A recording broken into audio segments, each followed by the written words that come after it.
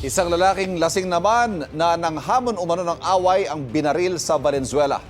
Arestadong lalaking bumaril at may unang balita, si Bea Pinlac. Nakatambay ang grupo ng lalaking yan sa Barangay Malinta, Valenzuela City, Lunes ng gabi. Maya-maya, dumating ang isa pang lalaki na nakainom ayon sa pulisya. Nilapitan niya ang lalaking nakasuot ng dilaw na sando.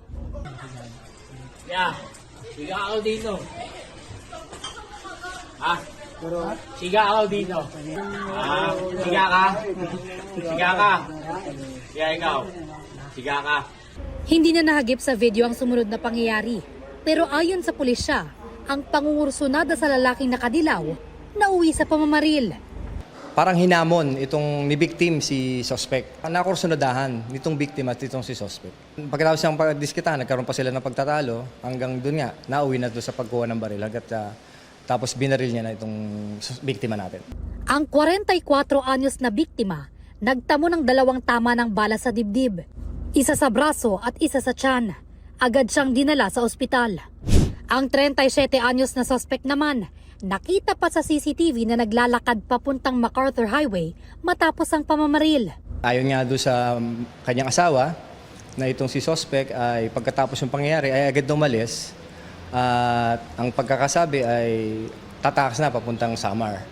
Nagsagawa ng dragnet operation ng pulisya at makalipas ang ilang oras, naaresto sa Cubao ang suspect sa tulong ng Quezon City Police.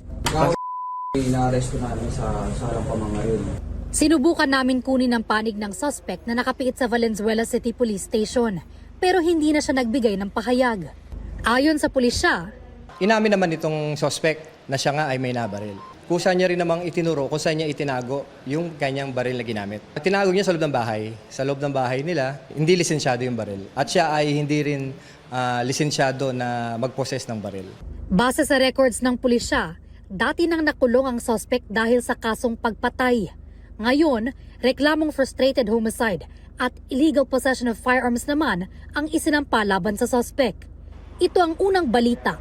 Bea Pinlac para sa GMA Integrated News. Kapuso, huwag magpapahuli sa latest news and updates. Maging una ka sa balita at mag-subscribe sa YouTube channel ng GMA Integrated News.